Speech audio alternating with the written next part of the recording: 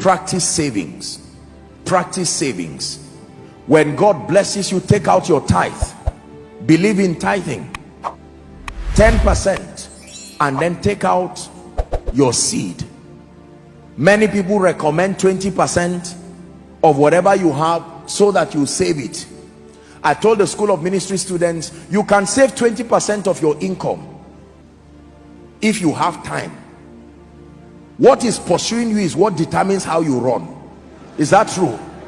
If a chicken is pursuing you, you can run carelessly, but if a lion is pursuing you, you will run with the energy of an athlete. So if you know you have made mistakes, and now at age 40 you are saving 20% of your income, you will not go far. When you are talking to a child of 13-14 years, you can tell him to start saving 10-20%, but I'm telling you, if you really want to make progress financially, you must practice the law of increase and then learn to save.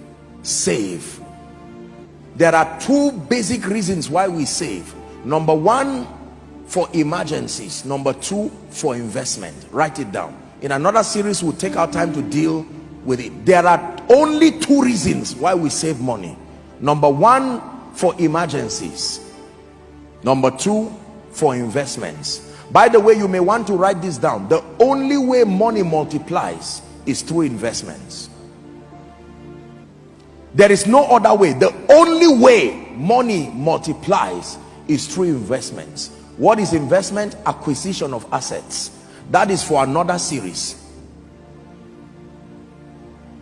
Wealthy people never take on any liability and expenditure until they can show the assets that will pay for it. They spend their lives acquiring the assets that pay for their liabilities. So when you meet a wealthy man and you say, "Daddy, I want to celebrate birthday," he will not just carry 1 million and give you. He will check from all his investments which one will pay for that liability. If there is no investment that pays for it, he will be patient. That is the economy of the wealthy. The only way money grows, ladies and gentlemen, please hear me, investments. In another series, we may not have time to teach that now, but it is important for you to know that the law of increase is very important. You need to experience increase, not just the arrival of financial resources.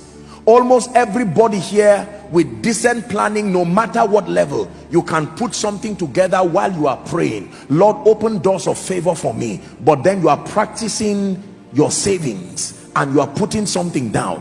God can now open a door for you, and then you have abundant financial resources.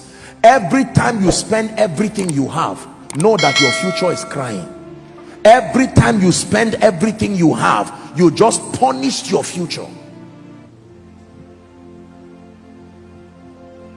Practice frugality, the absence of wastage, justifiable expenditures. Be frugal, especially where you are rising.